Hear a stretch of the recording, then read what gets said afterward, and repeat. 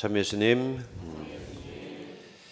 입춘추이란 놈이 어디 가서 딴짓하다가 뒤늦게 정신이 활짝 났는지 그냥 갑자기 기습을 했습니다. 이번 추위 지나면 이제 다 풀리겠죠. 오늘 그 강론 주제는 우리의 고통을 치유해 주시는 예수님이라는 제목으로 잡아봤습니다. 우리가 잘 아는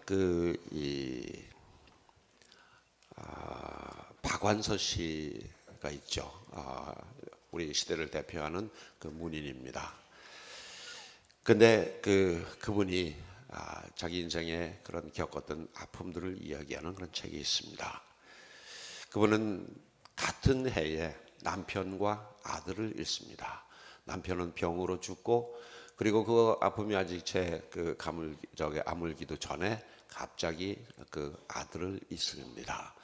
서울 의대에서 레지던트 과정을 하고 있던 그 아들이 과로사 때문인지 이제 갑자기 어느 날 갑자기 죽습니다. 이 박완서 씨에게는 그야말로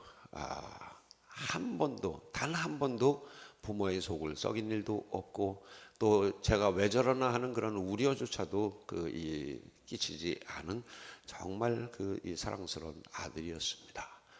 그 아들까지 잃고 이 박완서 씨는 심한 그런 이 고통의 나날을 겪습니다. 그분은 그렇게 고백합니다. 왜 그 착한 아들을 데려가셨을까? 그런 하나님이 나에게 무슨 의미가 있겠느냐?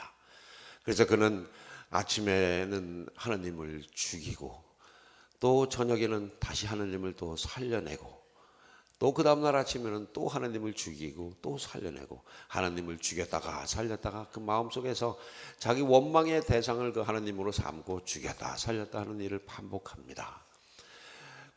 밥 한 숟가락 또 물 한 모금 넘길 수가 없어서 그 밤에 몇 모금의 그 맥주로 겨우 그 목을 죽이고 잠이 들곤 했었습니다.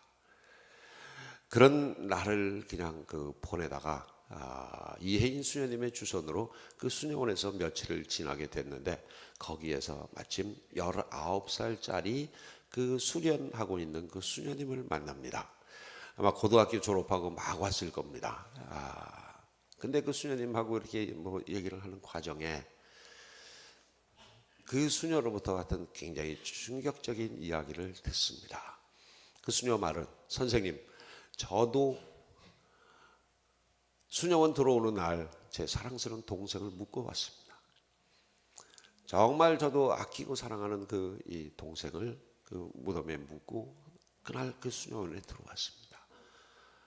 지금 그 선생님이 겪는 고통, 또는 남들이 겪고 있는 그 고통이 왜 나만의 것이라고 생각을 하십니까? 그리고 또 남들이 겪는 그 고통이 왜 나만은 살짝 비켜가기를 그렇게 원하십니까? 그 고통이 언제든지 나에게도 다가올 수 있는 거고, 문제는 내가 그것과 이렇게 맞닥뜨려서 어떻게 이겨내느냐가 문제이지, 나는 거기서 이렇게 피해가고 싶다라는 그거는 아닐 겁니다. 19살짜리 치곤 대단하죠? 그 말에 이 박 선생님이 참 충격을 받습니다. 그리고 이것이 나만의 그 고통은 아니로구나. 그리고 이것은 내가 어떻게 이게 고통이라는 거는 극복되고 내가 싸워서 이기는 것이 아니라 내가 견디어내는 것이로구나. 세월이 지나면서 그것을 잘 견디고 이게 또 지나면서 결국 그 고통은 나에게는 내가 성숙하는 어떤 계기도 되고, 그리고 또 더욱 더 큰 고통을 내가 이겨낼 수 있는 마치 면역주사 같은 어떤 이 예방주사 같은 그런 것이 바로 고통이구나라고 그렇게 고백을 하십니다. 오늘 욥기에 나오는 이 이야기, 욥 성인은 우리 인간의 모든 고통을 그야말로 한꺼번에 жил머지고 그것을 극복해내는 한 현인의 이야기를 전하고 있습니다. 그 욥이 그 일대에서는 제일 부자였었어요. 이 염소 또는 양 같은 가축들도 제일 많았고, 아들이 7, 딸 3, 그리고 재산도 많고 그 일대에서는 제일 부자였었고, 그는 하나님을 공경하고 하나님을 늘 찬미하면서 감사하며 살았던 사람이었고, 행여 자식들이 잘못될까봐 자식 대신 미리 속죄의 제물을 하나님께 드리면서 그렇게 이 자식들을 아끼고 그러던 사람입니다. 그때 마침 이 악마가 하나님께 와서 이 내기를 걸자고 이야기를 합니다. 저 욥이 저렇게 의인이고 정말로 이 양심적인 사람이고 훌륭한 사람인데, 내가 저 사람을 한번 시험을 해볼 테니 허락을 해 주십시오. 저 사람이 정말 저거 다 잃고 고통에 빠졌을 때 그때에도 과연 당신을 섬기고 공경할지 한번 두고 봅시다 하면서 내기를 걸고, 하나님이 한번 해봐라, 아마 안 그럴 거다 하고 하나님이 허락을 하시죠. 그날부터 욥의 고통이 시작됩니다. 어느 날 갑자기 아들, 딸이 죽고 또 이 다른 사람들이 쳐들어와서 재산들 다 이 뺏어가죠. 하루아침에 알거지가 되죠. 부인이 도대체 이 하나님이 뭐 하는 거냐라고 항의를 해도 하나님이 주신 거 도로 가져가셨으니까 참고 기다리게 하면서까지 의연한 모습을 보이지만 끝내 그도 무너집니다. 그리고 온 몸에 이제 이 부스럼 병이 생겨가지고 이 사기 그릇 깨진 걸로 거기를 긁으면서 잿더미 속에 앉았다고 그랬어요.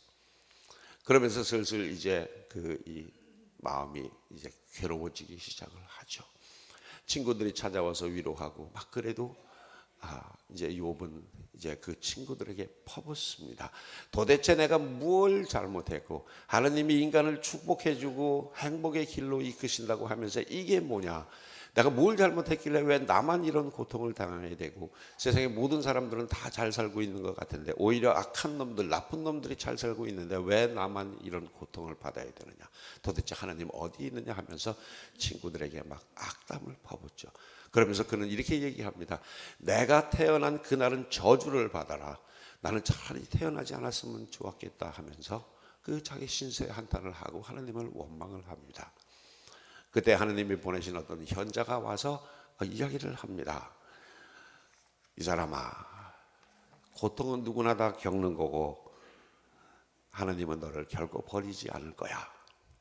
그리고 어떤 사람은 자기 죄 때문에 고통을 받는 경우도 있겠지만 하나님은 이런 시련을 통해서 너를 더 단단한 사람으로 만들어 주실 테니 기다리게나. 자네는 앞으로도 한 6번 정도 이런 고통을 더 겪을 거니까 그때까지 잘 견뎌보게나. 그리고 나면 그 어떤 것도 자네를 이렇게 몰락시키지 않고 이겨낼 수 없을 만큼 자네는 튼튼한 사람이 될 걸세. 욥은 이야기를 듣지만 계속해서 원망하고 저주를 퍼붓습니다. 오늘 독서 나오는 얘기가 바로 그날이에요. 그 얘기예요. 희망도 없고 더 이상 행복을 보지 못할 것이고 나는 절망 속에서 살아갈 뿐이다라고 하면서 자기 신세를 한탄을 하죠.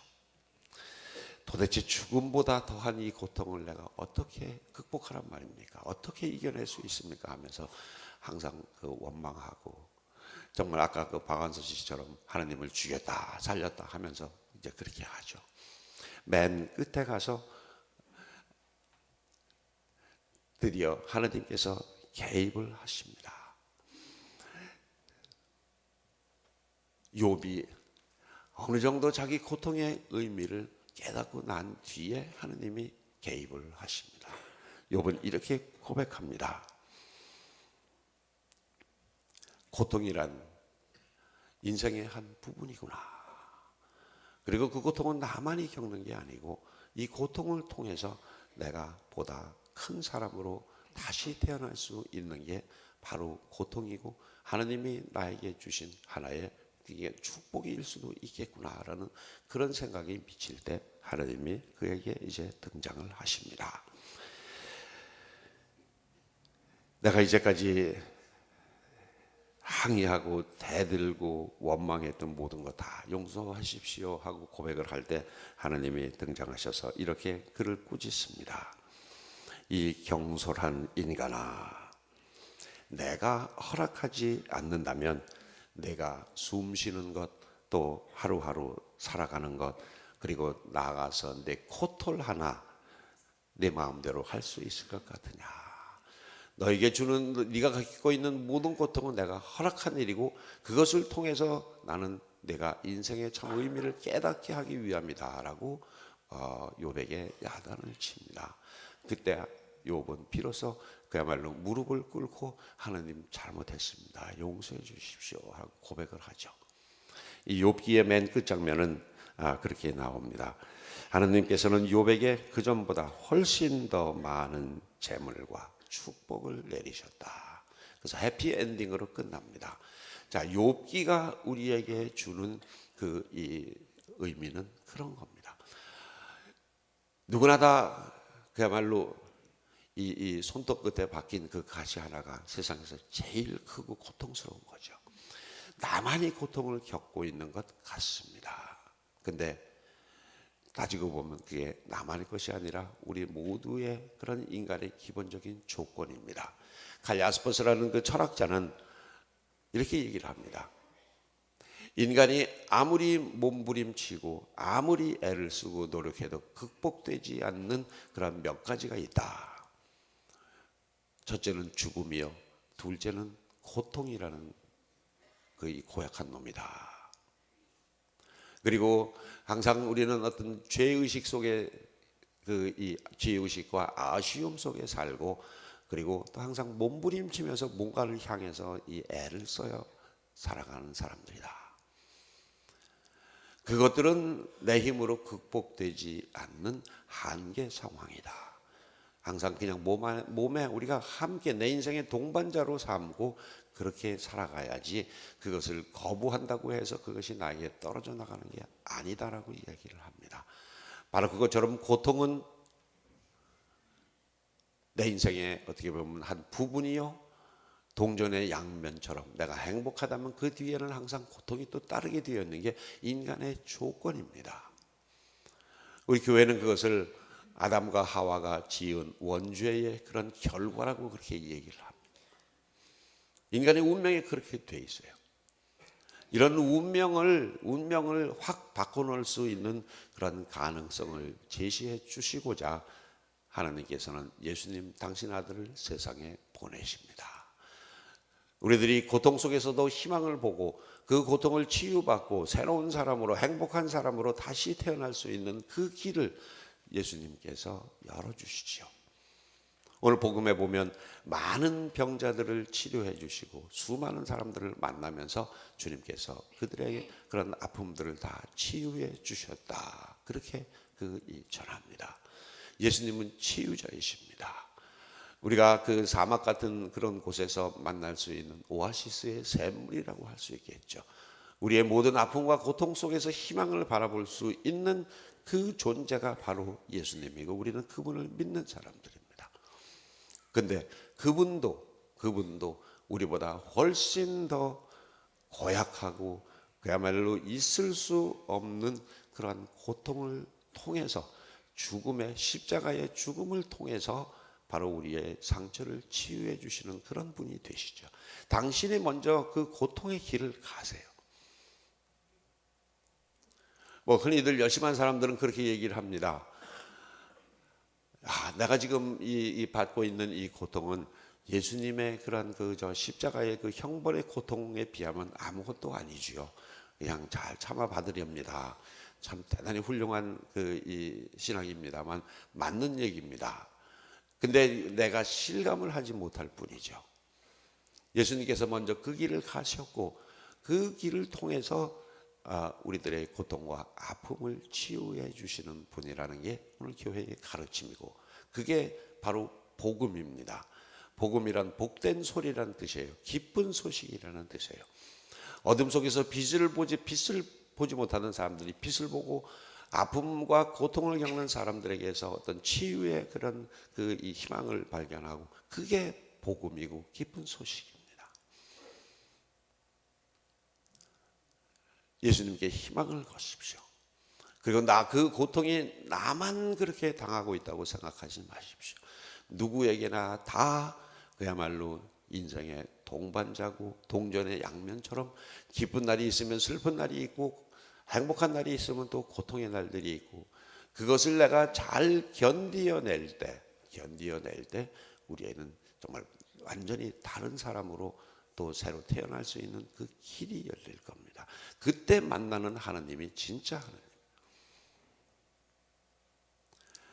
어쩌면 우리가 이 고통을 또 예수님을 만나는 그 길을 이렇게 다른 방법으로 만날 수 있는 또 치유받을 수 있는 길이 오늘 복음은 이렇게 제시를 합니다. 시몬의 장모는 그 열병이 예수님을 만나면서 예수님께서 치유해 주셔서 그 병이 떨어지자 툴툴 털고 일어나서 사람들에게 시중을 들었다. 단어 자체로는 봉사라는 단어입니다. 내가 하느님의 은혜를 받았다. 하느님을 만났다. 예수님을 만났다. 예수님의 은혜로 내가 이게 새 사람이 됐다라고 생각하시는 분은 반드시 그 봉사의 길을 가십시오. 그리고 예수님께서는 아직도 깜깜할 때 일어나서 기도하셨다고 그랬었어요. 내가 당하고 있는 그 고통과 그 갈등, 아픔을 이겨내고 견뎌낼 수 있는 그 힘은 두 가지입니다. 예수님께서 하셨듯이 기도하는 것, 그리고 시몬의 장모가 했듯이 이웃에게 봉사하는 것. 그 길을 통해서 내가 치유받을 수 있는, 구원받을 수 있는 이 깊은 소식, 복음이 무엇인지를 알게 되고 그것을 전하게 하는 게 바로 우리들의 어떻게 보면 삶이요, 우리들의 인생길이라고 할 수 있을 겁니다. 누구나 다 있어요. 사정 들여다보면 참 흔히들 소설을 써도 몇 권을 쓸 수 있을 거다라고 이야기하시는 정말 기막힌 사연과 아픔들을 다 겪고 오늘까지 그렇게 살아오셨습니다. 요즘은 유치원 애들이 제일 바쁘다 그래요. 어린애들 유치원 안 간 그 아이들이 과로사 할 정도로 걔네들도 고통이고 이 연세 드신 분들도 고통이고 다 아픔입니다. 이 말에 위로가 될지 모르겠습니다. 아우스팅 성인이 말씀하신 거, 제가 주님 품 안에 들기까지 제 마음의 평화는 영영 없는 것 같습니다 하는 그 말씀. 그리고 아까 그 야스퍼스라는 철학자가 얘기했듯이 죽음과 고통과 갈등과 이 발버둥은 인간의 한계 상황입니다. 내 힘으로 극복되는 게 아니에요. 어떻게 보면 하나님의 은혜로 도우심으로 또 이웃의 그 도우심으로 함께 견디어내고 이겨내는 바로 우리 인생의 또 인간의 기본적인 조건입니다. 그런데 우리가 그 안에서 예수님을 만나고 하나님을 만날 때 이것은 완전히 하나의 축복으로 탈바꿈할 수 있는 가능성이 많습니다. 고통 중에 있다고 생각하시는 분, 예수님께 매달리시고 그분이 주시는 메시지를 한번 들어보세요. 나만의 고통이 아니라 모든 인간의 고통이고 그 고통을 이렇게 벗어나거라 하고 가르쳐 주신 분이 바로 예수님이고 또 그것을 통해서 내가 새 사람으로 탈바꿈할 수 있는 더 단단하고 더 큰, 더 위대한 인물로 새롭게 태어날 수 있는 길이 바로 복음의 길이요 예수님의 길이라고 생각합니다. 아멘.